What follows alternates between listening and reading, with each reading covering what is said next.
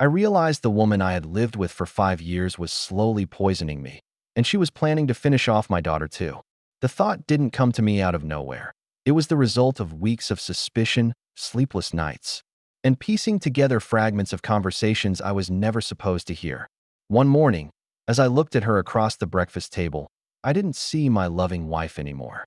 I saw a predator in disguise. She had given me a silver bracelet for my birthday, a simple, polished band that she said would bring me good fortune. At first, I thought it was sweet. She was never one for expensive gifts, so the gesture felt almost sentimental. But soon after, my body began betraying me. I was coughing at night, my chest tightened randomly, and headaches pounded through my skull like invisible hammers. Doctors ran test after test, but everything came back normal. Nothing was normal. Nothing at all. If you enjoy these kinds of shocking, dramatic, true-style stories, make sure to subscribe so you don't miss the next chapters. Trust me, you won't want to miss what comes next. At first, I blamed work stress. My architectural firm had just landed one of the biggest contracts in Chicago, a corporate tower in the heart of downtown. Stress could explain a lot, but stress couldn't explain why every symptom grew worse after long days at home, or why I felt weaker in the mornings than I did after 12 hours of exhausting meetings. It was as if my own house, my supposed safe haven, was draining the life out of me. Then came the whispers. Late one night, I was reviewing blueprints in my home office when I heard muffled voices from the living room. My wife's tone was low, careful, but the words sliced through the silence like knives. Yes, he doesn't suspect a thing. A few more days, and it's done. The girl too. My blood froze. The girl too. She was talking about our daughter, Mia, 8 years old, innocent, smiling. My whole reason for breathing that I wanted to storm into the room right then and demand answers.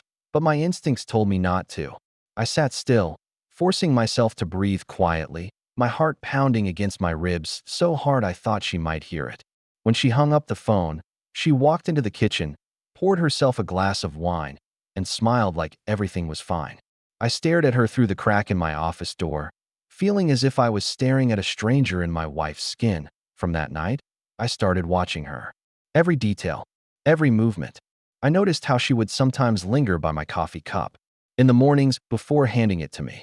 How she encouraged me to wear the bracelet all the time, almost insisting. I noticed how she avoided eye contact when I mentioned feeling sick, brushing it off with comments like, "You just need more rest." And then there was the silver bracelet. One evening, when she was out, I slid a thin knife under the lining. To my horror, I discovered a hidden compartment no bigger than a fingernail, but enough to hold a residue of some powdery substance. My hands shook as I searched online, cross-checking the symptoms. The answer hit me like a punch in the gut: slow-release toxins. Someone clever enough could hide them in a personal item, letting them seep through the skin over time. I ripped the bracelet off and threw it across the room. My mind raced. This wasn't stress, or exhaustion, or bad luck. She was trying to kill me. But the question burned even deeper. Why now? Why after 5 years of marriage, after building a life together, after raising our child side by side? My detective instinct, the same instinct that made me a successful architect, spotting flaws others overlooked, told me it wasn't random. This had been planned. And if it had been planned, then it meant I was never her husband. I was a target. That night, lying awake in bed beside the woman who was plotting my death, I stared at the ceiling and made a silent promise. She would not win. She thought I was blind, complacent, trapped in love and routine. But she underestimated me.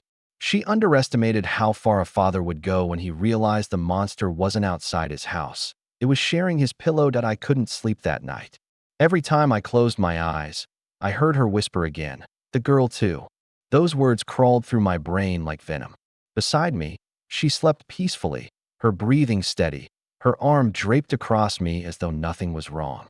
It was almost unbearable to feel her touch, knowing that same hand had slipped poison into my life. The next morning, she acted like any other wife. She cooked breakfast, kissed me on the cheek, and packed me as school lunch with a smile. But now I saw it all differently. Every smile looked painted on, every gesture rehearsed. When she poured me coffee, I watched her hands closely. She held the pot a little too long over my cup, hesitated just a fraction of a second, then forced a cheerful laugh. I pretended not to notice, but inside I was screaming that I had to be careful.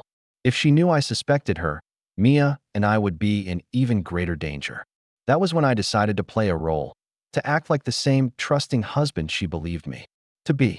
If she thought I was blind, she would get careless, and carelessness would be her downfall. But there was one thing I needed first: proof. Without it, all I had were suspicions. And suspicions don't save lives. Evidence does. That evening, when she said she was going for a jog, something she had never done in 5 years of marriage, I knew it was a lie. My heart pounded as I watched from the upstairs window. Sure enough, a black sedan pulled up at the corner, and a man in a dark coat stepped out. She walked straight to him like they'd done it 100 times before. I pulled out my phone and started recording. They spoke quietly, too far for me to hear, but their body language told me enough. She wasn't out for exercise. She was meeting someone. When she came back an hour later, she was glowing, as if she'd just played her part in a grand performance. She slipped into the kitchen, humming, wiping imaginary sweat from her forehead. "Good run?" I asked casually. "Yes," she said, a little too quickly. Felt great to stretch my legs. That was the moment I knew I wasn't just paranoid. Something dark was unfolding right under my roof. That I contacted an old friend, Daniel, a private investigator I had once worked with on a legal case involving real estate fraud. He owed me a favor. I told him only part of the truth, that I thought my wife was hiding something. I didn't dare mention poison over the phone. That was a conversation best had in person. 2 days later, Daniel handed me a manila envelope. Inside were photographs. My wife, or the woman I thought was my wife, was pictured entering a rundown apartment complex on the west side of the city. With her was the same man from the sedan. The photos showed them laughing together, exchanging what looked like documents, and in one frame, hugging. My stomach turned. That I wasn't just dealing with infidelity. I was dealing with betrayal on a level I couldn't yet comprehend. That night, after Mia went to bed, I searched our bedroom for the first time in 5 years. I felt like a criminal sneaking through my own home. At the back of her closet, behind a row of neatly hung dresses, I found a locked box. My hands trembled as I picked it up. It was heavier than I expected. Using a screwdriver, I forced it open. Inside were passports. Not one, not two, but 5. All with her face, but different names. My blood ran cold. Alongside the passports were envelopes stuffed with cash and a small vial with residue that looked eerily similar to what I'd scraped from the bracelet. For a moment, I couldn't breathe. The woman I shared my bed with was not who she claimed to be. My wife, the mother of my child, was a stranger. That I heard footsteps on the stairs. Panic shot through me. I stuffed everything back into the box and shoved it behind the dresses just as she opened the door.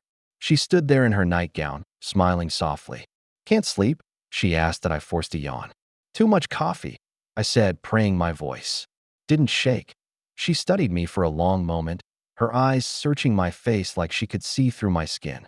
Then she nodded, kissed me lightly on the forehead, and whispered, "You should rest. Big day tomorrow." When she left the room, I collapsed onto the bed, my chest heaving. She had no idea I knew. But for how long could I keep playing this game? I wasn't sure. All I knew was that the walls of our home, once filled with love and laughter, now felt like the walls of a prison. And the person holding the keys was the woman who wanted me dead. That I didn't recognize my own house anymore. Every room felt like a stage set, every object a prop that might hide a blade I couldn't see. The photographs on the stairway, our wedding, Mia's first day of school, a summer picnic at the lake, looked like evidence from someone else's life.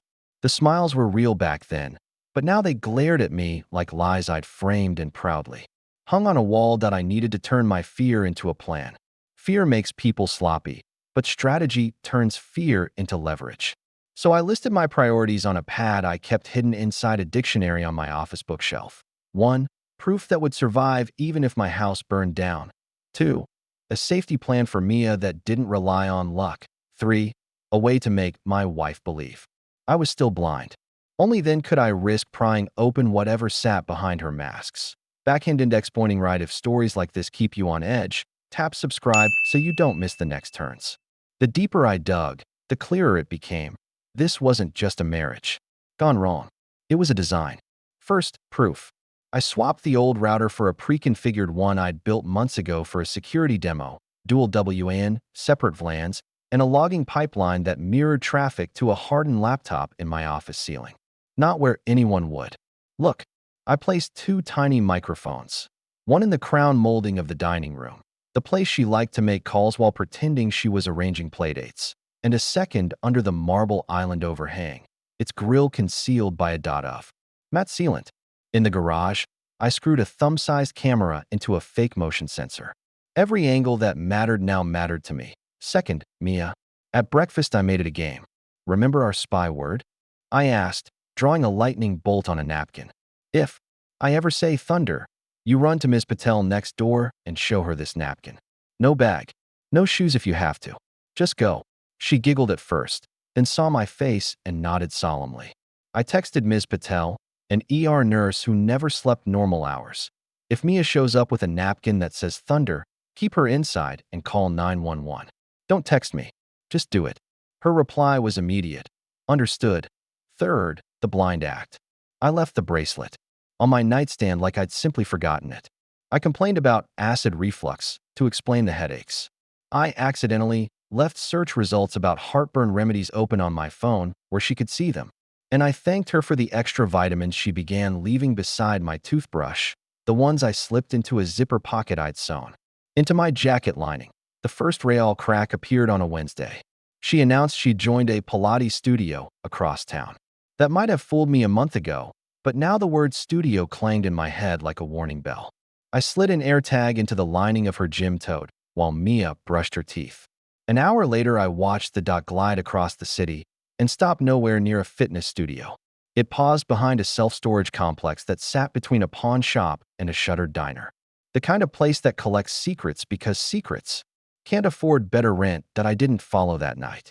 I baked my patience into the plan like rebar into concrete.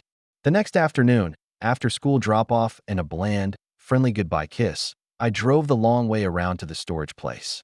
The chain-link fence rattled in the wind, and the front office smelled like stale coffee and cardboard.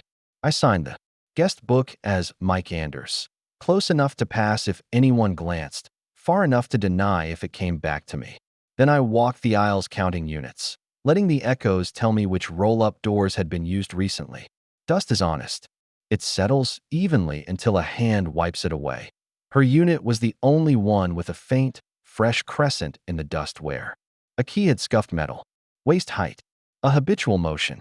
I palmed a wafer-thin pick set from my pocket, working the cylinder while my pulse pounded in my ears. A minute later, the latch clicked. When the door rolled up, the air that wandered out smelled like paper, cold plastic, and something sharp, like antiseptic that hadn't been rinsed. Inside were boxes, labeled in careful block letters. Receipts. Kitchen, winter clothes. The top flaps weren't creased the way real lids crease after real moves. They were staged. A facade built for a glance. Under a fake, winter clothes layer of thrift store sweaters lay a metal case with foam cutouts. 3 burner phones. A blister pack of transdermal patches, and a pencil tin containing adhesive microampules no bigger than raindrops. I didn't need a lab to know they weren't vitamins. Beside it sat a document folder. Inside, printed email threads using names I didn't recognize, with subject lines like contract finalized and site visit. Numbers that looked like bank routes broken into groups of 5. A single Polaroid of the man from the black sedan, holding up 2 fingers like a peace sign. On the back she'd written, "C. says Thursday. C." The letter felt like a blade pressed lightly against my throat. Something else made my mouth go dry. On a lower shelf, tucked into a canvas tote, was Mia's missing stuffed fox. She'd cried 2 nights for it, and then accepted that it had gone on an adventure. I lifted it with both hands like evidence, because that's what it was now. On the fabric ear, in my wife's looping hand, a note. Pack light. Kids sleep through car rides. The fox fell from my fingers. The unit felt like it tilted under my feet, like the floor had become a ship deck in a storm that I took photos of everything. Serials, lot numbers, the curvature of the foam cutouts, the smudge on a burner screen. I zipped copies to a cloud vault. I'd bought under a shell domain 2 years ago for a project that never shipped. I closed the case, renested every sweater exactly where I'd found it, and backed out. The latch snugged home with a sound like a secret swallowing itself. Back at the house, she was making soup, humming a tune I couldn't place. "You look pale," she said, tasting broth and holding the spoon toward me. "You should eat more." I forced a smile and a swallow of air. "Long day," I said. "Pilates?" I asked gently. She brightened. "You noticed?" "A beat. They're strict about phones there. Lockers and everything." I nodded like a husband who didn't understand lockers because he wasn't supposed to. That night, the microphones paid off. She called someone at 11:13 p.m., voice low, sharper than she ever used with me. "He's compliant," she said. "The schedule holds." Thursday night, as planned. No luggage. Just essentials. A pause. "Yes, the child." "Of course the child." Silence stretched. Then, "I'll have the codes by morning. Don't micromanage." Me. I had never heard that tone in my house. It wasn't defiance. It was rank. It said, "I'm not a follower. I'm a partner." That I sent Daniel a single line. "Burner numbers incoming. If I go quiet 48 hours, deliver packet to S.A. Brooke Collins. DOJ Chicago." He texted back a thumbs up and a location pin for a mailbox drop I could use if things went fast. We didn't speak on the phone. I trusted my mics. I didn't trust hers. Thursday morning, she came down in a cream blouse I'd always loved on. Her, carrying a travel mug. "Decaf for you," she said, and winked. I lifted it, let the steam fog my glasses, then set it down on a stack of mail like I'd forgotten it existed. My stomach gnawed the way it does when your body wants fuel. And your brain says poison counts as fuel if you're not careful. Mia tugged at my sleeve. "Daddy, Ms. Thompson said we have a surprise fire drill today." I knelt and tied her shoelace, breathing in her shampoo like I could store it in my lungs for later. "That's okay," I said. "You're ready for surprises." After drop-off, I drove to a clinic, one of those no-frills labs that does corporate tests and pre-employment panels. The tech didn't know what to do with my request. "Transdermal exposure panel?" she said, tapping the screen. "We can do a tox broad spectrum." "Do all of them," I said. "And rush it." I paid cash and used the name Anders again. The receipt went straight into my shoed-up BY noon. The tracker showed her tote had moved again, storage unit, then 2 blocks over to a check cashing place that doubled as a wire service. I watched the dot pause, then travel to a strip of warehouses. My phone buzzed with a message from an unknown number. Delivery window confirmed. 21:30. Gate code? I stared, felt my mouth go dry, then typed with fingers that wanted to shake. Same as last time. Enter quiet. Child sleeping. My heart thudded like a drum. If they thought I was her, they'd make a mistake. If they thought I was me, we'd be out of time to AT 4:07 p.m. She texted a photo of Mia eating a cookie after school pickup. Our little angel earned a treat. The caption had a heart. The heart felt like a signature on a contract I hadn't read. I set the house. Not booby traps. This wasn't a movie. Just information traps. The doorbell camera fed to a hidden monitor in the attic. A voice recorder under the entryway table triggered by pressure. A battery-backed camera pointed at the hallway thermostat. People touch thermostats without thinking, and fingerprints. Love glass. I exported fresh backups to the cloud vault, then to a second one under a friend's defunct nonprofit, AT 632. While Mia colored at the kitchen table and my wife scrolled on her phone, she glanced up with a smile that felt laminated. "How about a family photo tomorrow?" she said. "There's a pop-up studio downtown. They do night sessions with a white backdrop. Very modern. White backdrop." I pictured an empty room that drinks sound and reflects light, so bright it hides edges. "Tomorrow's tough," I said. "Work." She shrugged, like that was an acceptable answer. "We'll make it work," she said, and her eyes slid back to her phone at T751. Mia brushed her teeth, and I tucked her in with the fox I had not returned. I gave her a new one we'd bought together that afternoon. "Thunder," I whispered. "Thunder," she whispered back, and we touched fists like we were sharing a secret power only we understood. A T840. A car idled 2 houses down. The microphones picked up a soft cough of exhaust at the side door. My phone buzzed again. "Open B gate. 21:30 hard stop." I typed, acknowledged. The hallway camera showed my wife checking her lipstick in the entry mirror. She turned her head slightly, and, for a half second, her face slipped. No smile, no softness, just calculation. She slid her phone into her clutch, smoothed her blouse, and opened the door. Two figures in dark jackets entered quietly, moving like they were used to rooms they didn't own. One carried a canvas duffel. The other glanced at the thermostat exactly the way I'd predicted. The pressure recorder under the entry table started a new file. My wife closed the door behind them and whispered, "The codes." The taller one said, "Driver wants to be rolling by 21:45. My wife said, "He'll have them." And the girl?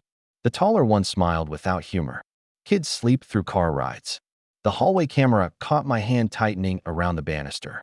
The plan was to keep recording, to let them incriminate themselves until there was no paper cut they could hide behind. But when he said kids, something inside me didn't care about plans anymore. I stepped down the stairs into the entry light, calmly, like a man coming to greet dinner guests, and every head snapped toward me at once. "Change of plans," I said, and then the front camera pinged. A third person walking up the path, face hidden under a hood, carrying something that looked suspiciously like a child's car seat. The hallway felt too narrow for the number of people suddenly breathing in it. The two men in the entry froze like deer in bright high beams, and my wife's eyes flicked from me to the staircase, calculating. Behind them, the doorbell camera pinged again. The hooded figure on the porch shifted the bundle in their arms. It wasn't a car seat. It was a carry cot, the kind you lift a sleeping toddler in. My stomach turned to stone.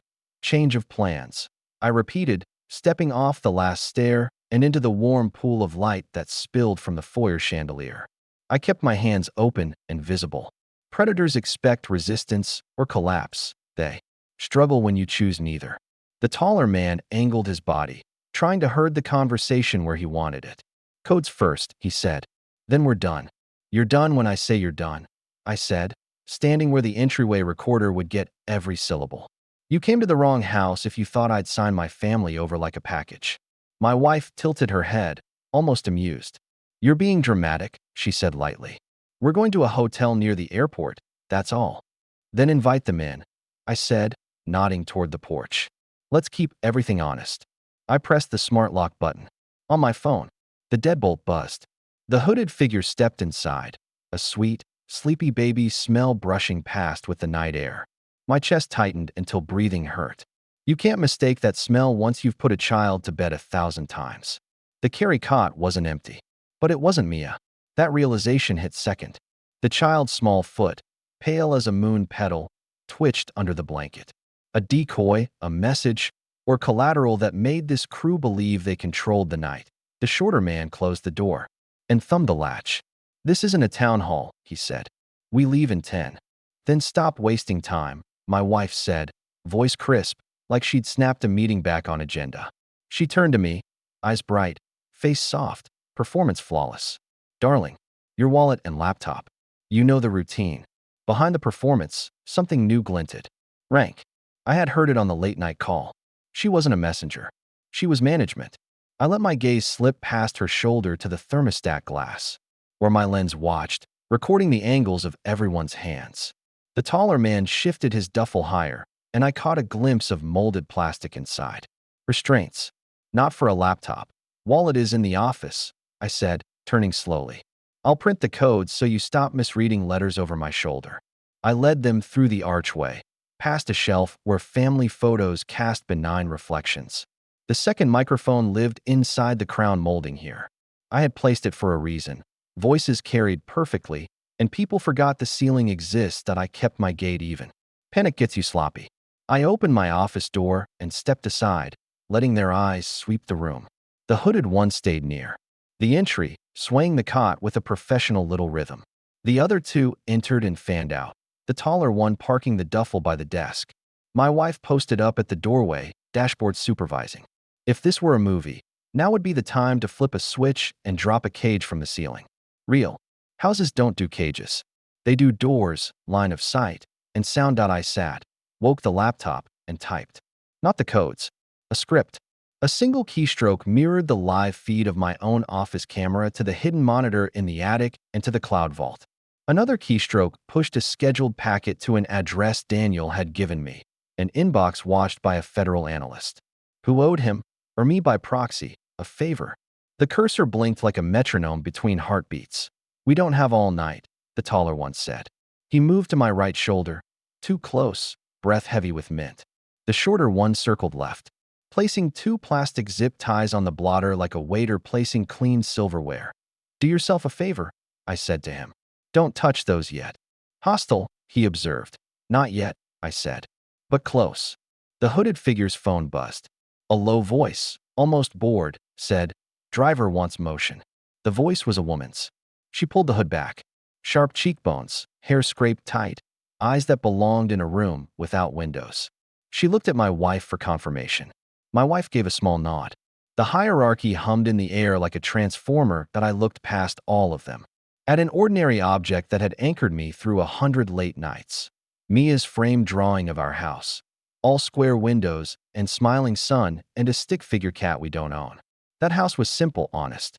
The one I stood in now had turned into a machine. You'll have the codes in 60 seconds, I said, and let my next keystroke do something no one in the room knew how to see. It flipped the home audio to party mode, which was my polite name for a function that bled the office mic into the outdoor porch speakers at a volume calibrated to travel. It also pinged a very specific contact. Ms. Patel's phone would vibrate with a message that said only one word, thunder. In my head. I counted. 1, 2, 3. In the house next door, an ER nurse would put down her tea. If Mia appeared at her door with the lightning bolt napkin, she would pull her inside and dial 911 without looking at the keypad. You typed, the taller one said.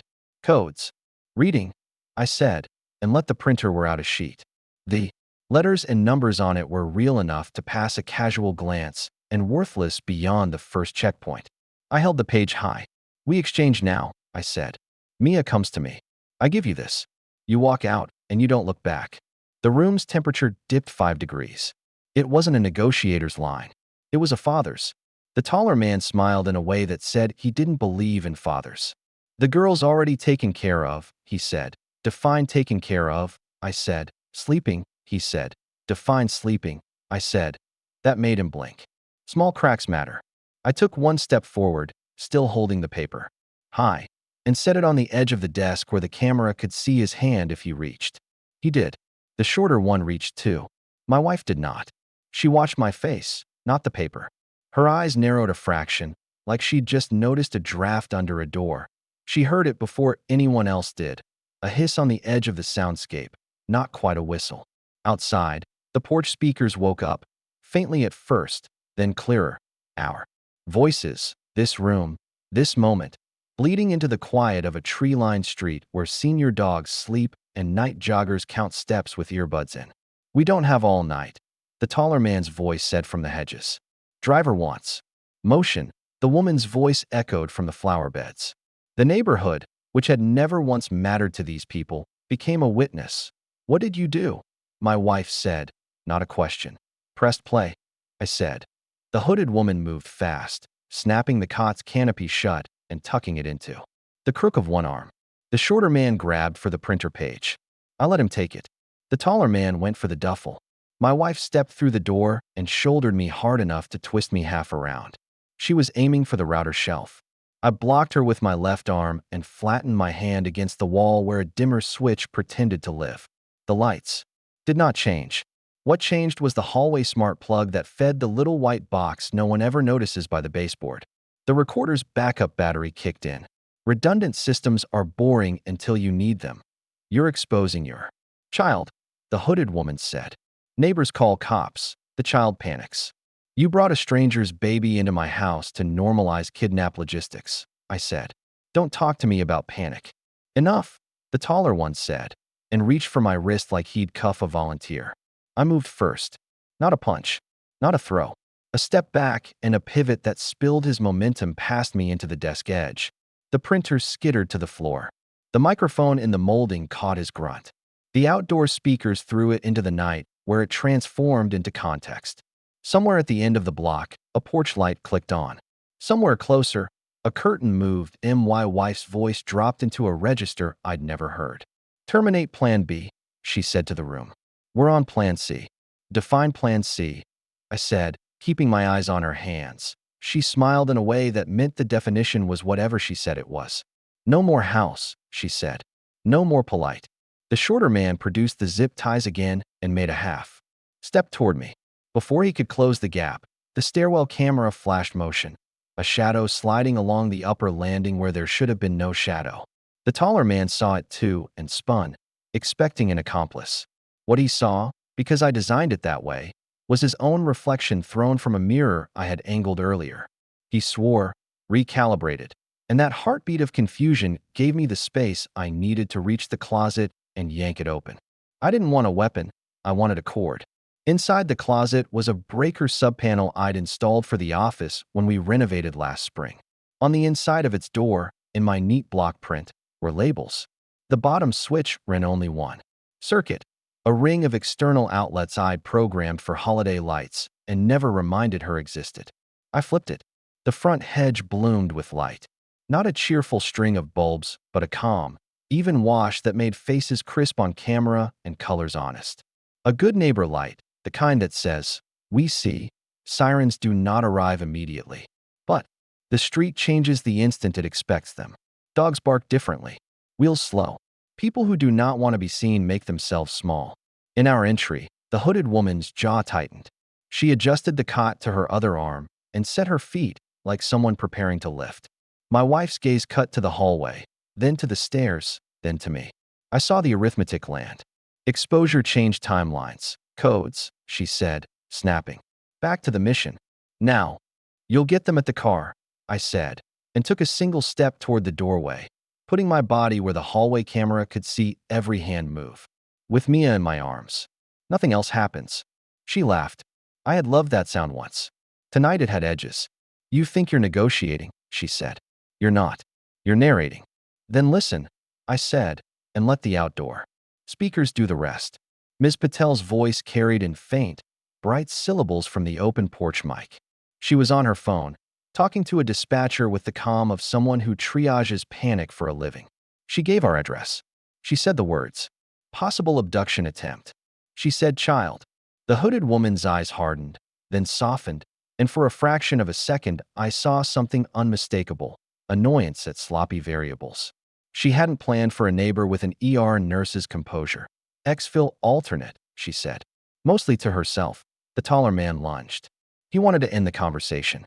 I met him halfway, turning my shoulder and catching his forearm with both hands, redirecting it into the doorframe. He hissed and dropped the duffel. The zipper popped and plastic cuffs spilled like bleached vines.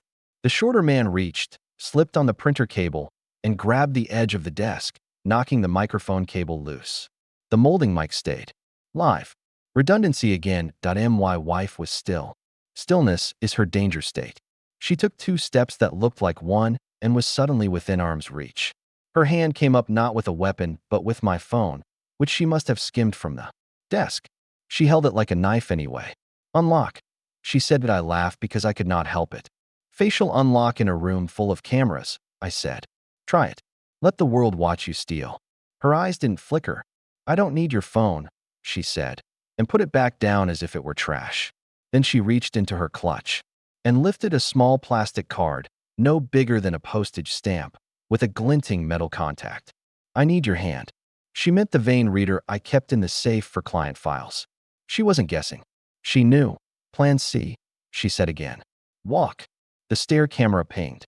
For a heartbeat, I thought the mirror trick had failed and someone truly stood at the top of the stairs. Then the dot of a flashlight bobbed, quick and nervous, and a shape leaned into view.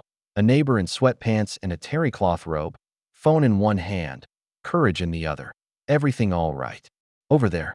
He called, voice too loud, a little shaky, trying to be helpful and finding bravery he hadn't planned on.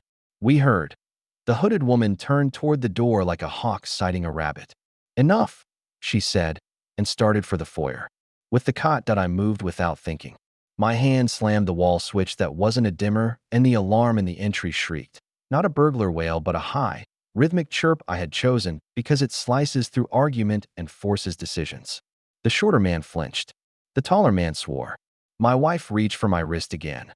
That tiny plastic card shining like a promise of new identities and clean exits. And from outside, cutting through siren silence that was not quite here and not quite far, came Mia's voice, small and bright, and close enough to break me. She shouted a single word that had never meant more. Thunder. For a half-second after the word left my daughter's mouth, the entire house held its breath. The alarm's shrill chirp carved the silence into hard angles. The porch lights burned a white rectangle into the night, and 4 pairs of eyes in. My foyer trained on the open door like it was a wound. The hooded woman shifted the carry cot higher in her arm and pivoted toward the porch. My wife didn't move at all. Stillness was how she decided. The taller man swore under his breath. The shorter one glanced from me to the hallway thermostat, trying to decide whether to cut the power, the audio, or me. That I didn't wait for their math to finish. Mia, I called, loud enough for the porch mic and the neighborhood both. Run. To Ms. Patel. Now. I wanted my voice to sound like steel. It sounded like a plea. On the walkway, a neighbor in a robe faltered, then waved both arms toward the nurse's house. I saw a blur of small legs, pale shins, the hem of a nightshirt, the streak of a new stuffed fox in her hand. The hooded woman lunged to intercept, but I met her in the doorframe, shoulder to shoulder, a collision that jolted my teeth. The cot swung, hit the jamb, and the blanket slipped enough to show a plastic cheek and a vinyl eyelid. A doll waited, a metronome in the bass clicking soft as breath. The smell of baby was bottled. She read the recognition in my face and didn't waste the tell. Back inside, she said flat. Her fingers dug into my tricep, professional pressure, not rage. Behind her, Mia's voice cracked the distance again, thunder. And a second later, I heard a door slam and bolts turn. Miss Patel didn't shout. She didn't ask questions. She did exactly what I'd asked of her days ago. She pulled my child into a safe room and called for help. The taller man took the moment to retrieve his duffel and unzip it with a single, angry motion. Plastic cuffs, a roll of gaffer tape, a compact case of syringes in factory foam. Tools, not theatrics. He laid them on my office rug like a mechanic setting out wrenches. Codes, he said. Hand vein. Now, look outside, I said, keeping my voice level. On 3 lawns, lights were on. A runner had stopped in the street, phone at chest height. A porch camera 2 doors down had the red record LED blooming like a rose. You came for a quiet exfil. This is a stage.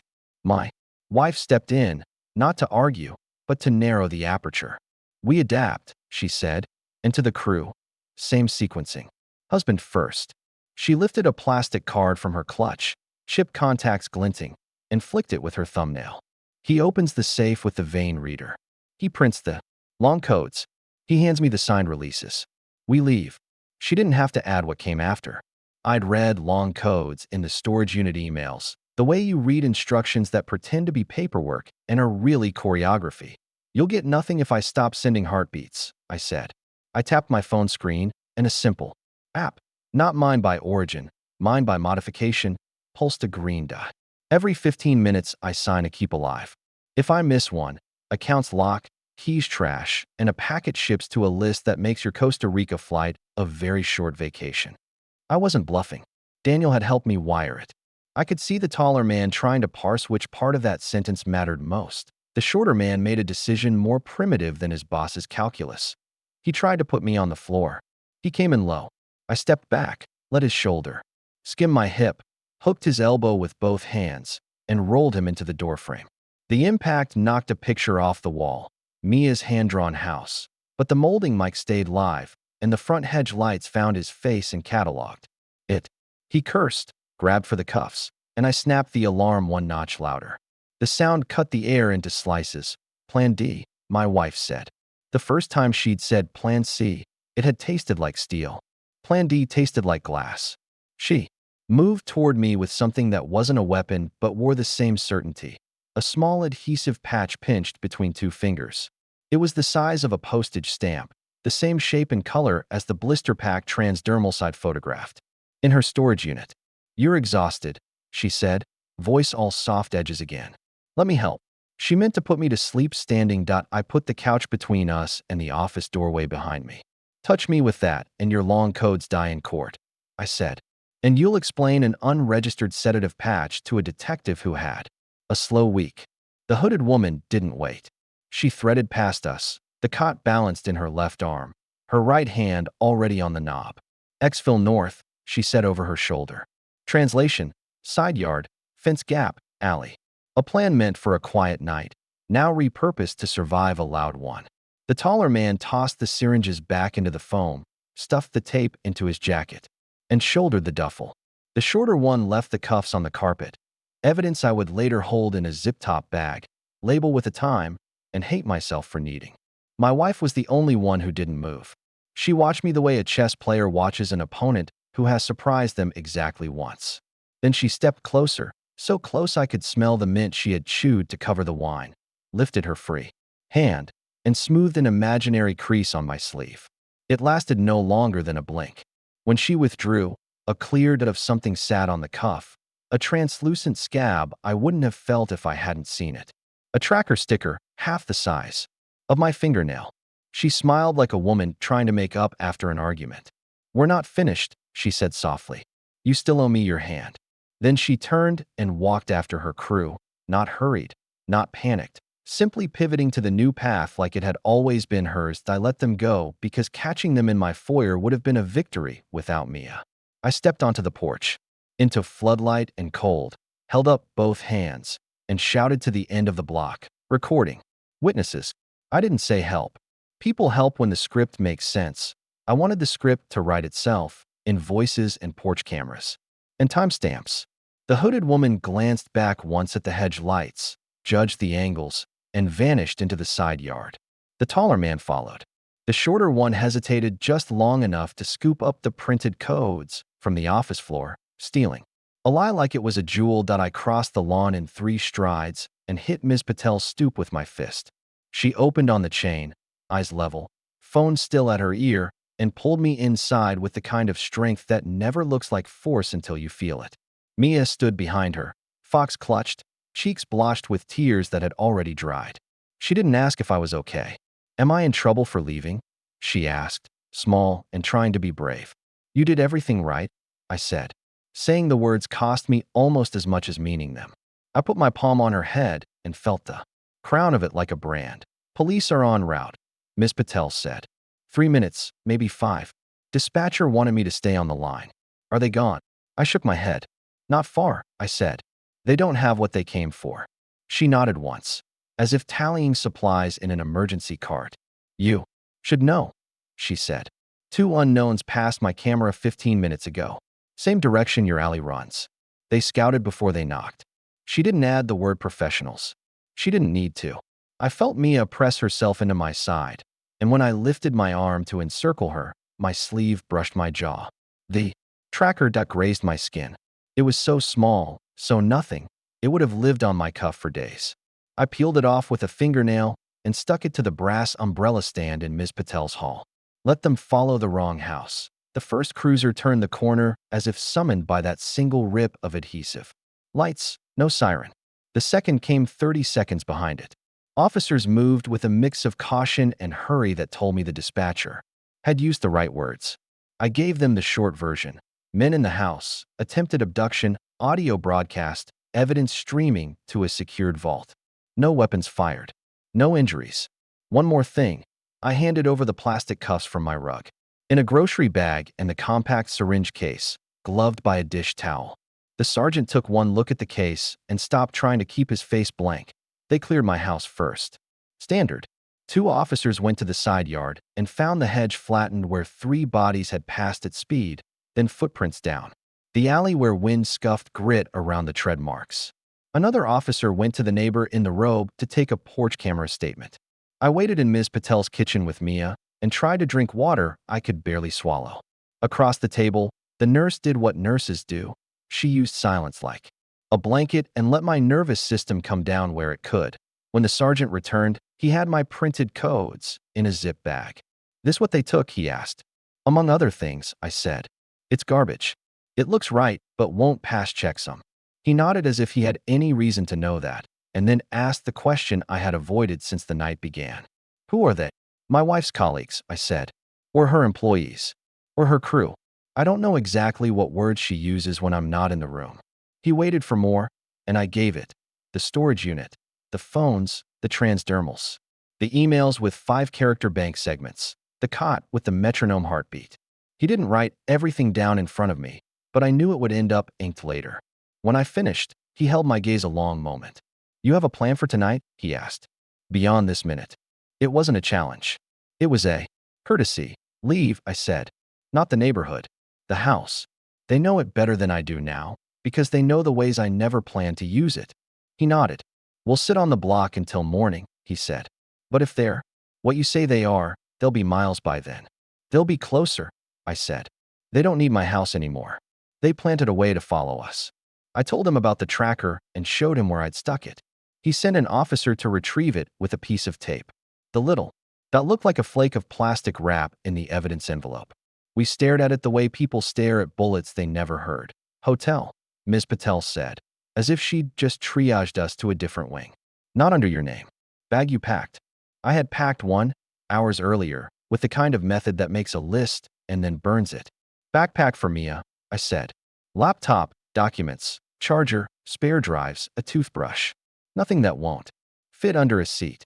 I didn't say out loud that I also had a flat black envelope full of photos, serial numbers, and copies of the emails from Unit B, 17 at Rook Storage. I hadn't decided yet whether to give that to the police or the analyst, whose inbox Daniel had marked for me. Choosing wrong would waste a month. Choosing fast might save a life. Before we left, I went back into my house with 2 officers. The foyer still smelled like mint and panic. In the office, I crouched where the duffel had been and picked up the printer, righted it, and let the paper tray whisper shut. The molding mixed light was still green, steady. The breaker subpanel door hung ajar, labels showing like a diagnostic. On the rug near the desk leg, a single slip of clear tape clung to the fibers. I lifted it with the corner of a business card and held it to the lamp. A print whirled there, perfect as a signature. Not mine. On my way back out, I stopped in the upstairs hallway at the bathroom mirror. Steam had long since cooled, but faint arcs of cleaner streaks cut through an older haze. Someone had wiped a message when the room was warm and rewritten it after it faded. When I breathed on the glass, letters ghosted up out of the fog. Not words, numbers. 3:15, a time. I tried it again with my sleeve. The numbers brightened, then blurred. She had left me a clock that we left through Ms. Patel's back gate, not the street. Officers trailed a half-block back. The hotel was business plain, the kind that sits near an interstate and serves coffee that tastes like obligation. At the check-in desk, I used a name only Daniel and my bank had seen, paid cash, and asked for a room that didn't share a wall with anyone. Mia slept as soon as her head hit the pillow, one hand still clenched around the fox's ear. I locked the door, set the chain, slid a chair under the handle, and put my laptop on the desk facing the peephole. I mirrored the hotel's router, traffic to my drive out of habit, and then forced myself to close the lid. Habit wouldn't save us. Decisions would. At 1:07 a.m., my phone buzzed with an AirTag location. Not the tote. I'd watched that go dark an hour after they left. This was something else, tagged weeks ago, long before I'd known to look. The map showed a neat blue circle over the block where my house stood. Inside the circle, a smaller circle pulsed in a familiar place. Not my foyer. Not the alley. Ms. Patel's kitchen. I opened Mia's backpack. Inside the small zip pocket I'd never let her carry to school, because I'm the dad who always says no to trinkets. Something thin and coin-bright pressed back at my finger. When I teased it free, a smiley face sticker came with it, innocent, as a prize for good behavior, and a disc the size of a quarter dropped into my palm. Not an AirTag brand, but the same idea. Cheaper. Louder. If you know what you're hearing, they hadn't come to find my codes. They'd come to prove they could find my child anywhere I took her. The phone buzzed again. A text from an unknown number, no greeting, no signature, just a photograph. My front door, framed by hedge light, the threshold empty. And painted in narrow chalk where the mat usually lay, a single word I hadn't expected them to borrow. Thunder. The chalk on my front step said thunder in a child's hand, neat and narrow like a threat disguised as a joke. Someone had been back at the house after we fled. The steam print on the bathroom mirror, 3:15, wasn't a riddle anymore. It was a schedule. I moved Mia deeper into the hotel room and called Daniel from the hallway. Mirror time says 3:15, I said. They're coming back to clear the scene. He didn't waste words. Then we make the scene a trap. Send me your vault link and the unit photos. I'll route to Collins at DOJ and a friendly in arson. I sent everything, then grabbed the go bag. If they wanted my house at 3:15, I wanted the block at 3 o'clock. If you're following this, hit subscribe so you catch the next drops. What happens next turns the hunt inside out. I left Mia with Ms. Patel. Police sat on the corner now and drove the long way home. On the back seat, a cheap lawn sprinkler. Set, a quart of UV dye from my office props, 2 spare outdoor plugs. Not Hollywood. Just enough to make intruders glow under a floodlight and on every doorbell cam in a 3-house radius. At 2:48, I slipped through the side gate, opened the breaker subpanel, and gave my holiday outlets a new purpose. The dye went into the sprinkler lines. The smart plugs got a timer. 3 hours, 14 minutes, and 30 seconds. On AT257, a white contractor van idled too. Doors down. No plates on the front. The porch mic caught the driver's voice. 2 minutes sweep, 2 minutes pour, 2 minutes out. Accelerant. They were going to erase me and my evidence in one clean burn. I stayed off my own porch and watched from the dark crease between hedges. My wife wasn't with them. Just 3 silhouettes in cheap work jackets and nitrile gloves. One carried a bulb sprayer. One had a pry bar. One wore a backpack with a hose. They didn't knock. They ghosted the side path, hopped my fence like they'd practiced, and slipped into the yard. AT314. The pry bar kissed the kitchen window latch. At 3 hours, 14 minutes, and 30 seconds, the sprinklers hissed alive and painted all 3 in a fine UV mist. They jerked back, surprised, but not enough. The backpack man swung the hose toward the sill, testing airflow. The bulb sprayer tilted for a first squeeze. I hit the entry alarm and the hedge floods together. The yard went white as daylight. The men froze and then bolted, spraying their own shoes and sleeves in the scramble. They cleared the fence in 3 bad jumps and pounded down the alley, glowing faintly violet where the dye clung. I didn't chase. I stepped into the kitchen and stopped dead. On the island, propped where my laptop had been hours earlier, sat a single hotel key card. Not mine. Tape on the back held a square of paper with a room number written in my wife's neat hand. The hotel name was the same chain as ours, 2 exits farther down the interstate. She had just put herself on my map, or wanted me to believe she had. Sirens grew in the near distance. The first cruiser slid to a stop at my curb. A second boxed the alley mouth. I pointed a flashlight beam across my yard so they'd see my hands. They tried to burn it, I said when the sergeant reached me. UV dye on their clothes. 3 males, contractor van, no front plate. He looked at the sprinklers, then at my arms. You hit them with that. It's water, I said. And a message. We walked the kitchen. No pour marks, no ignition. On the floor, a print in the dye, distinct, fresh, led from the window to the island and back. I bagged the key card for him. She left this, I said. The sergeant weighed the card like it might explode. Bait, he said. Or a meat. I drove to the second hotel at 3:36, followed by a plain car with 2 officers inside. The lobby clerk didn't look up from a tablet. Room? I asked, and slid the key card across. Sir, he said, that's for the other. He caught himself, checked his screen, and pointed down the right corridor. End of hall. The plain car parked crooked, doors already opening. I walked alone, listening. The carpet ate the sound of my shoes.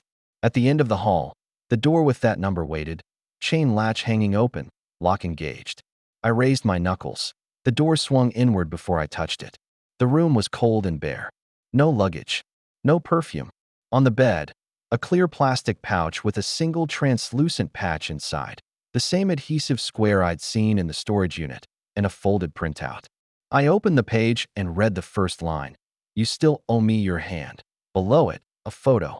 Daniel, grainy, from a traffic camera, talking to a woman with scraped back hair and a carry cot at her feet. The timestamp read 2:31. The caption under the photo, typed, not handwritten says, next time, bring the child. That I backed out of the room as the officers reached the threshold. Gloves, I said. Prints on the pouch, if we're lucky. My phone buzzed. An unknown number. I answered. You did well with the sprinklers, my wife said, almost warm. For a man who insists he's not a criminal, you're learning fast. You left me your location, I said. I left you a lesson, she answered. You never learned to stop designing around yourself. A beat. Check your other mirror. The line went dead. I stood in the corridor and saw it clearly for the first time. 3:15 on my mirror hadn't been about my house. It had been about the hotel. Ours. The one with my daughter sleeping behind a chain and a chair. By the time I hit the first floor exit, my phone vibrated again. Ms. Patel's number. I answered on the second ring. "We're fine," she said before I could speak. "Two officers are inside with us." No one knocked. But theirs. "Chalk on your hotel door, same hand as your step. Word says soon." "Don't touch it," I said. "Photograph." Bagged the dust from the floor. I stopped in the parking lot, chest burning, and felt the shape of the night turn. She wasn't fleeing. She was choreographing. Back upstairs, I told the sergeant I was moving Mia out of state in the morning. He nodded without argument. "We'll put a car on both hotels till sunrise," he said. "Then you disappear for a few days." I called Collins's nightline and left a message with the vault link and the plate partial from the van. "Your suspect escalated," I said. "She's writing her timeline on my glass." At 4:22, with the block quiet and my sprinklers dripping into the grass, I took the laptop from my bag and opened the folder with the unit photos. I zoomed on the transdermal blister pack, then on the microampoules. The manufacturer code was visible in one frame. I ran it through a database I should not have had access to and watched a product sheet bloom. A custom sedative designed to mimic exhaustion, metabolize in 3 hours, and leave a shadow on routine panels, not poison. Compliance. I closed the lid, stared at the ceiling, and understood exactly why she wanted my hand on the vein reader, not my signature on paper. She hadn't spent 5 years building a murder. She'd spent 5 years building a ghost. A husband whose biometric opened the vaults, whose audio consented to transfers, whose exhaustion explained everything after. A clean exit, with me as the notary to my own disappearance. Sun pushed a thin line into the hotel drapes. Mia stirred, rolled, and found my shoulder with her palm. "Is it morning?" she asked, eyes still closed. "Almost," I said. "Today we drive." "Where?"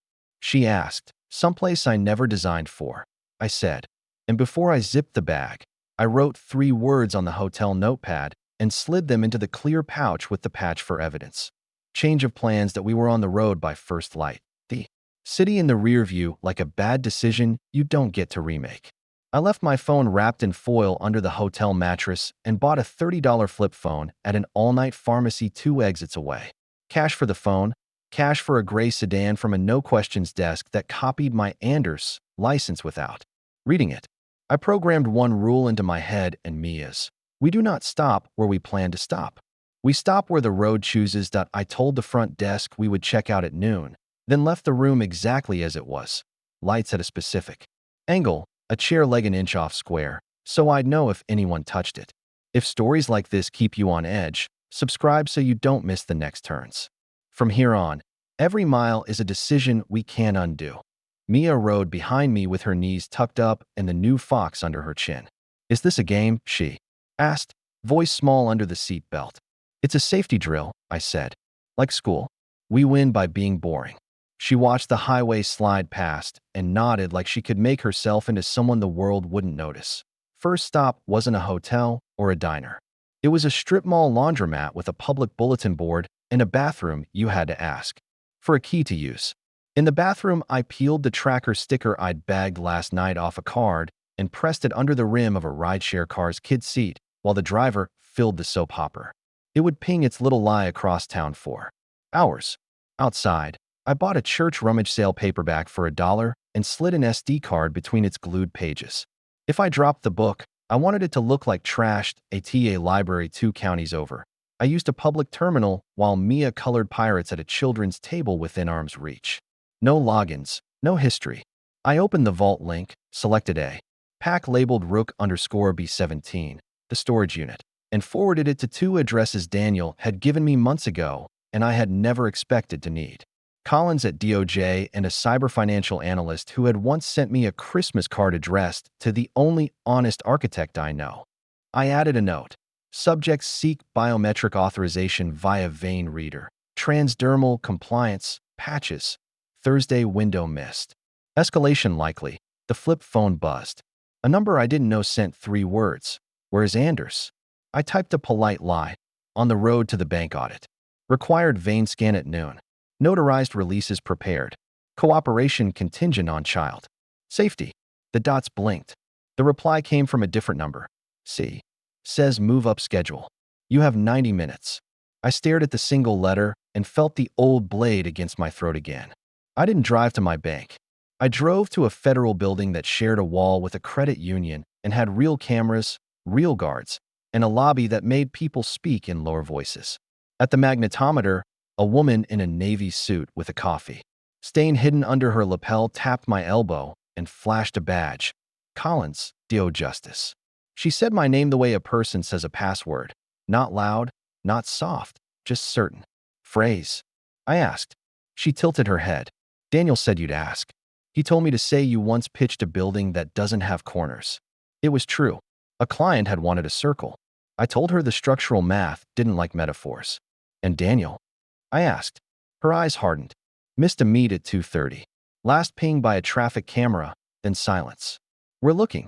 The traffic camera photo I'd found in the hotel room floated up in my mind and tried to tip me off center. I made myself steady. I gave Collins the short version while we stood under a vent that blew recycled air like winter. The storage unit. The patches, the foam-cut syringes, the carry cot with the metronome heartbeat, the chalk on my doors, the mirror clock, the sprinkler die. She's not trying to vanish, I said. She's trying to write the ending on my paper. Collins listened the way pros listen. Eyes on mine, one hand in a pocket to stop it from reaching for a pen. We can stage the audit at the credit union vault, she said. We'll own the cameras and the air. You do nothing without my voice in your ear. The manager didn't want to close the vault corridor for a domestic mess. Collins showed a letterhead and used the word federal twice. The corridor went quiet. A guard propped the fire door. Two agents I'd never met carried a rolling case. That could have been a surveyor's kit or a ballistic screen, depending on who needed to believe what. I texted the Anders burner. Audit moved up. 12 sharp. My wife's reply arrived from a new number, as if hers were hands switching gloves. We're close. The child is comfortable. Bring your hand. I set my Keep Alive app to buzz every 12 minutes and showed Collins. If I miss one, the money freezes, I said. They can take my hand and still starve. She nodded once. Let them believe the food truck is open, she said. They'll overreach. She handed me a tiny transmitter and hooked its magnet under my belt. Say stop the clock if you need us now, she said. Say too many corners if you need us slow. Her mouth twisted. Tell your architect friends I do metaphors too. The vault corridor was carpeted too. Thick for the work it did and smelled like upholstery steam cleaner. At the far end, the credit union manager palmed a brass key and tried not to look at my face. A camera bubble watched us from the ceiling like a bored eye. I checked my watch. 12 exactly. My phone pulsed. Keep Alive signed. I breathed once, twice, and let my shoulders drop like a man preparing to be cooperative. They didn't come. Through the public lobby. They came through the service elevator with two florist carts and a noise like scent. One cart was stacked with white boxes tied with ribbon. The other held a bouquet the size of a small tree. A delivery woman in a green apron smiled, like people always smiled at her. Behind the bouquet, a second florist pushed, arms bare, wrists clean. The hooded woman without the hood. The apron's pocket held a box cutter and a roll of gaffer tape. A man in a maintenance polo trailed with a tool bag and a stack of blank clipboard forms. If I hadn't watched them break into my life, I would have held the door. The bouquet rolled to a stop at the corridor's turn. The delivery woman fussed with a card like she needed me to read it. The card said nothing. The hooded woman's eyes met mine for a heartbeat and slid to the manager. Will only be a minute, she said, voice pleasant. The maintenance man leaned to the wall and pressed a gloved finger where a thermostat would have been if this had been a house. No, thermostat. He tapped anyway, counting seconds under his breath. Signal check. Mr. Anders, my wife said, and stepped from behind the bouquet like she'd been shaped by flowers and air. White blouse, visitor badge, no clutch. She didn't offer a hand. This is considerate of you, she said, putting us on a clock in a place where clocks matter. I kept my eyes off her hands. I kept my hands away from my cuffs. You asked me to bring my hand, I said. I brought the part you wanted. The credit union's vein reader sat at the end of a marble counter. A green light pulsed. The manager hovered. My Keep Alive app vibrated. I tapped it without looking. The hooded woman parked the second card against the counter and pulled back the ribbon. Under the flowers, lay a case with foam cutouts, black and precise. The transdermal patches nested like glass tiles in a grid. The maintenance clipboard forms weren't blank. They were releases dressed as routine paperwork that Collins's voice breathed in my ear, calm enough to make me angry. 2 agents at your 11, 1 at your 5. We have the elevator, lobby, and alley. You're in the box now. Keep them talking. I didn't answer. I looked at my wife and let her see the part of me she thought she made. Before we do anything, I said, I want my daughter outside with a uniform. She rides with me when I leave. My wife's smile turned kind. She's at the park, she said. She likes the swings. She made it sound like forgiveness. I laid my palm on the marble next to the reader, not on the glass. Here's how it goes, I said. You get your numbers, I get my child. You walk, I walk. You do not touch me with that patch. You do not put anything in my mouth, under my tongue, behind my ear. You don't own the time anymore. The hooded woman lifted one patch with tweezers and held it where the air could see it. This isn't poison, she said. It's an answer to panic. Your heart will say yes for an hour. She glanced at the camera bubble as if she could see Collins through it. And that hour is all we need. The elevator dinged. Not ours. The public one. A real florist stepped out with a daisy bucket and blinked at the bouquet the size of a wedding. Wrong floor, she said and reversed. The corridor swallowed the sound and gave me back my breath. Keep alive, my phone vibrated. I tapped. Collins said in my ear, we need them to cross a line on camera. They haven't yet. My wife tilted her head like she'd heard a song. You always did want to be the moral protagonist, she said. Let me save you from yourself. She reached into her pocket, and for a heartbeat, I thought she'd produced the tiny plastic card that would turn my hand into a key. She brought out something else, a flash drive the color of bone, no markings, old school. Your government contracts, she said. The kind men disappear for. I brought you proof they wanted you to hold. The lie was so elegant it would have fooled me 3 weeks ago. I didn't take it. Stop the clock, I said, soft, to my belt. Everything that moved stopped. The corridor's far door opened a hand with and an agent's voice. Not Collins said. Police. Hands where we can see them. The hooded woman didn't flinch. The maintenance man set the tool bag down like it weighed something alive. My wife smiled in a way that made the air colder. Define stop, she said to me, not to them. Then she looked up at the camera bubble and, speaking to someone I couldn't see, said, see, we're ready. The lights in the corridor flickered once as if the building had blinked. The vein reader's green pulsing went steady and then dark. My Keep Alive app buzzed and did not accept my thumb. A text bloomed on my phone from a number I didn't recognize. A single line in clean type. Your heartbeats belong to us now. The text glowed on my screen like a verdict. Your heartbeats belong to us now. The vein reader's light had gone dark. The corridor lights had flickered, and for a breath the building felt like it was answering to someone else's hand. The florists held their carts steady. My wife washed my face like a cardiologist. Reading a monitor. Define belong, I said, stalling, eyes on the case of transdermal patches under the fake bouquet. The hooded woman lifted one with tweezers, clear, postage stamp thin. The maintenance man palmed a clipboard of releases and edged toward the vein reader. Agents were in position. I'd already whispered stop the clock. But Collins needed. One more line crossed on camera. You'll press, you'll sign, you'll sleep, the hooded woman said. No one gets hurt. Except the part where I disappear. I answered. We both know what that patch is. My wife touched the marble with her fingertips like she owned the stone. Consent solves everything, she said. Be practical. She slid a bone-colored flash drive across the counter. Here's your practicality. Files from projects that will bury you in hearings if you make the wrong friends. Or save you, if you make the right ones. The lie was polished enough to pass for truth in the hands of a tired man. I let it sit. I set my palm next to the reader, not on it, angled so the corridor camera could see. One condition, I said. My daughter walks out with a uniform first. She's on a swing, my wife replied, so gently it almost felt like mercy. Don't make me take that away. The hooded woman closed the gap. Tweezers poised. Patch ready, florist smile gone. I stepped back a half pace and reached for the bouquet, not to tear it apart, but to tilt the whole arrangement. The foam tray slid. The patch in her tweezers kissed cellophane instead of skin. She recovered. Fast. Professionals always do, but the camera had the angle it needed. Her hand, the patch, my shoulder turned away, clear attempt on the record. Enough, the maintenance man snapped, dropping the clipboard and reaching for my wrist. I twisted, rolled his grip past mine, and pinned his hand to the counter.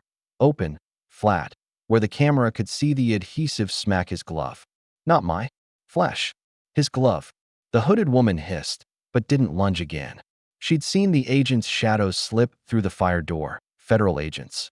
Collins called, voice level and close. Hands visible. Do not move. My wife moved anyway, not toward the exits, but toward the bouquet. She lifted the ribbon lid and flipped a hidden toggle inside.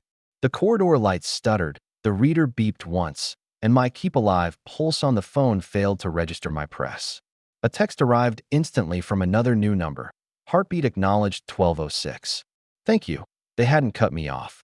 They'd replicated me. Mirror network piggyback.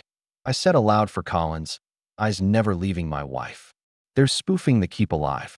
My lockouts won't trigger. Copy, Collins said, footsteps fanning. We own the elevator. And the lobby. Take the bouquet cart. The hooded woman slid sideways, using the bulky arrangement as cover.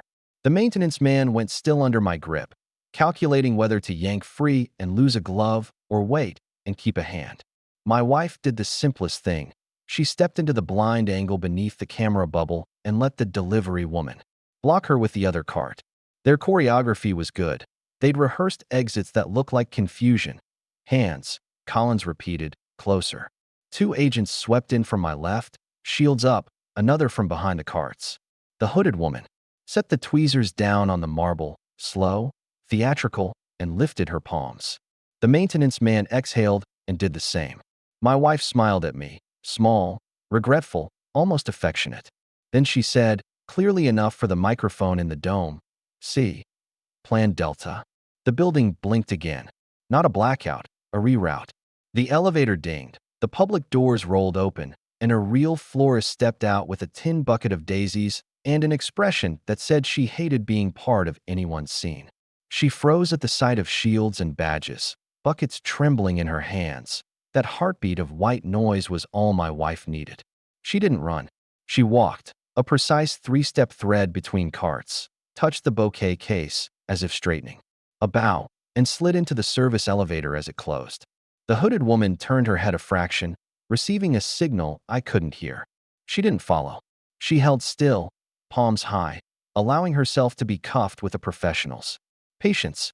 The maintenance man tried one last wrist roll. An agent finished it for him and snapped a tie around his forearms. Elevator, I said. Service shaft. Locked, Collins answered in my ear. We own it the next floor up. Stay with me. Agents rolled the carts back, lids off, inventory.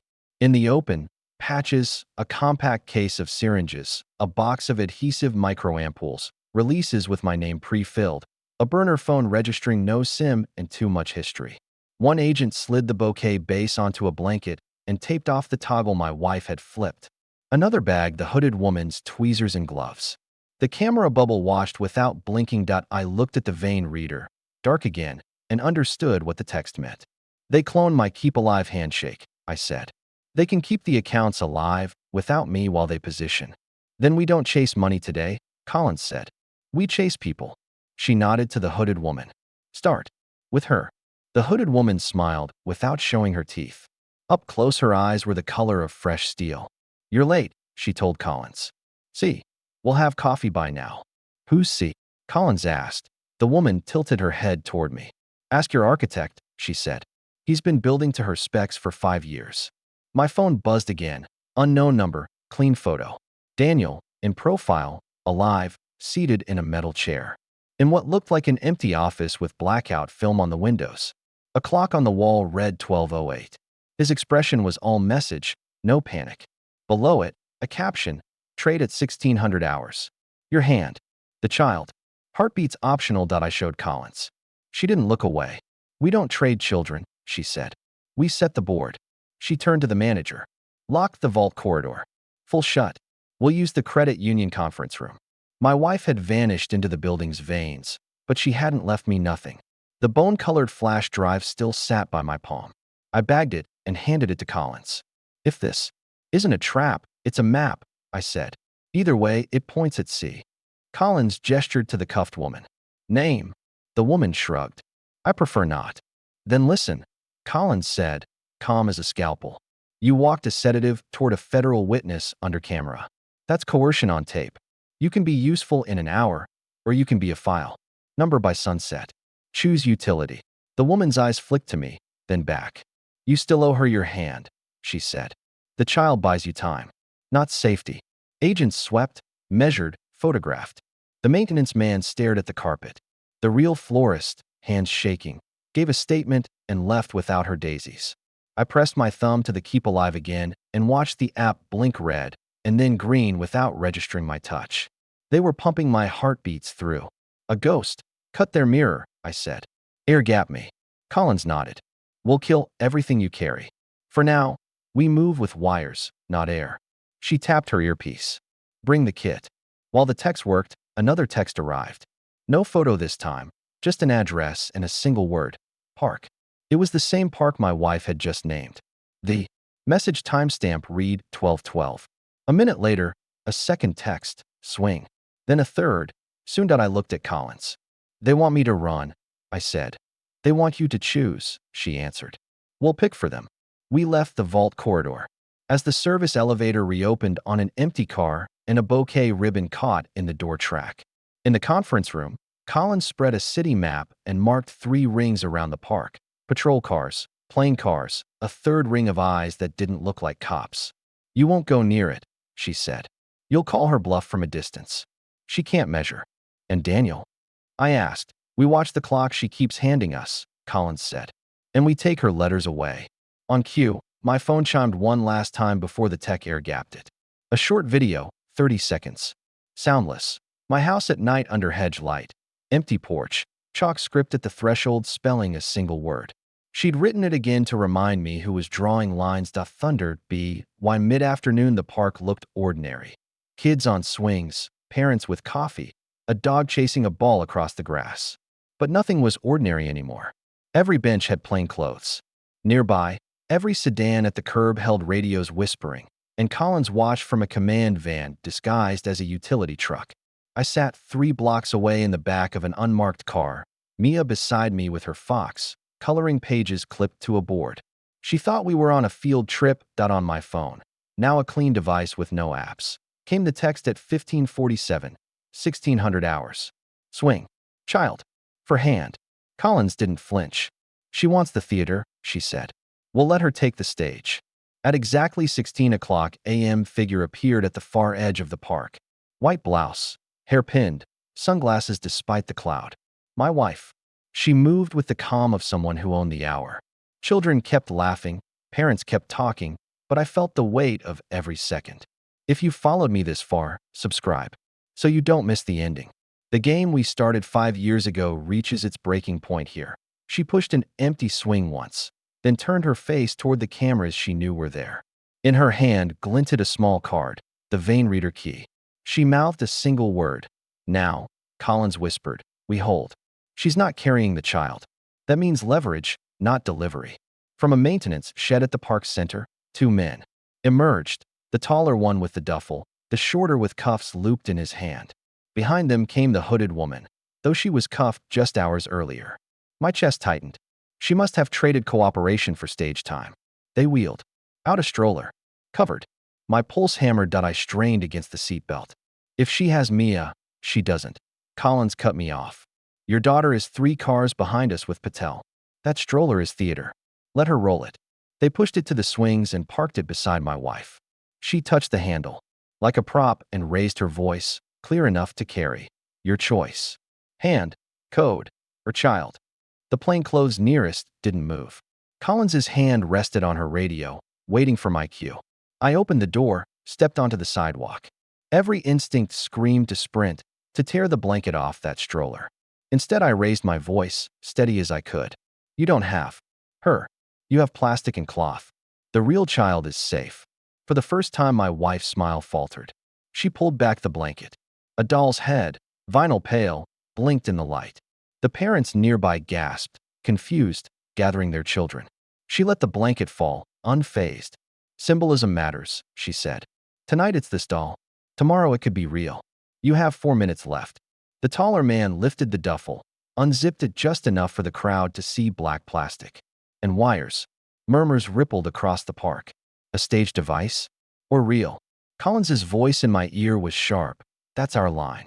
Say the word. I locked eyes with my wife. For the first time since the bracelet, I let her see everything. Fear. Rage. The promise that I would not be her ghost. Stop the clock, I said. The park exploded with motion. Agents swarmed from benches, from vans, from pathways. Shouts. Federal agents. Hands up. Parents scattered with their children. The hooded woman tried to push the stroller into the chaos, but 2 officers tackled her. The shorter man swung cuffs like brass knuckles before being dropped hard into the grass. The taller man froze when 3 rifles found his chest that my wife didn't run. She raised the vein reader card high like it was a trophy and let it fall into the stroller with the doll. Then she slipped off her sunglasses, looked straight into the nearest camera, and whispered something I didn't hear but could read on her lips. Not finished. Agents closed around her, but she stood calm, hands open, surrender rehearsed like everything else. When they cuffed her, the sun slipped behind the clouds, and for the first time in weeks the air around me felt like it belonged to me again. But my phone buzzed once more, screen lighting with a new number. 1 line of text. C. Will collect. The park emptied under flashing lights. Parents hurried their children home. Police cars blocked every exit, and agents sealed off the swings with yellow tape. My wife stood cuffed in the grass, the doll stroller, at her side like a sick punchline. For a moment, I thought it was over, that the storm had passed, but then the phone in my pocket buzzed again. A new number, a new voice in clean, typed letters. C. Will collect. I looked at Collins. She read the message, jaw tight. She wasn't the top, she said quietly. She was just the mask. The letter C is the one we should fear. In the command van, I watched the live feeds. The hooded woman glared at the floor. The taller man said nothing. The shorter cursed everyone in the room. But my wife? She just smiled. Calm, unbroken, as though the cuffs were jewelry. When an agent asked her name, she answered, I'm only 1 letter. And nothing else. That night Mia slept in a safe house, clutching her fox. I stayed awake, staring at the wall. Every shadow felt like a message. Every creak like a clock ticking down to 3:15 again. Collins came in, dropped a file in front of me. Bank codes, burner logs, photos from the storage unit. We can build a case, she said. But you have to decide. Do you want justice or do you want revenge? I thought of the bracelet, of the chalk word on my step, of the night voices whispering. The girl too. My wife had stolen years of my life, poisoned trust itself, and nearly turned me into a ghost in my daughter's eyes. Justice sounded clean. Revenge sounded honest. At dawn, before the city stirred, I took Mia's hand and told her the truth. That her mother wasn't who she pretended to be. That some people love only power. And that our family's strength would be never letting lies win again. She listened, wide-eyed, and said softly, We'll build a new house. With no monsters. Maybe she was right. Maybe that was the only revenge that mattered. If this story pulled you in, don't forget to subscribe so you don't miss more shocking and dramatic stories like this. Hit like and leave a comment below. Did I make the right choice? Or should I have done something differently? What would you have done in my place?